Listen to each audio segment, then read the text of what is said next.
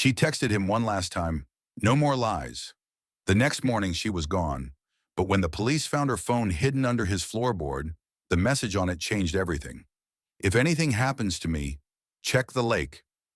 Amelia and Ryan looked like the perfect couple, the kind that posted forever under every photo. He was charming, calm, the guy everyone trusted. She was full of light, laughter, and loyalty. But behind their smiles were secrets neither of them was ready to confess. It started small. Late-night calls Ryan refused to explain, texts he'd delete too quickly, and trips he suddenly had to take alone. Amelia noticed, of course, but she loved him too much to start a war. Until one night, she followed him. Ryan drove out to the edge of town, to a lake house he said was for business. But when Amelia peeked through the window, she saw him, with another woman, the same woman who had been commenting hearts under his photos for weeks. She didn't confront him that night. She just went home and packed a bag.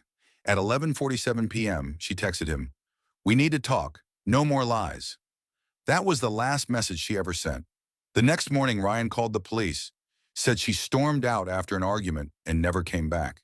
He cried on TV, begged for help, even printed missing posters himself.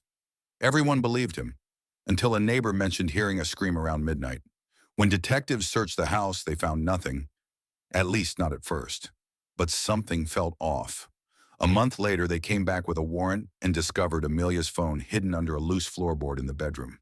The last unsent note on it read, "If anything happens to me, check the lake."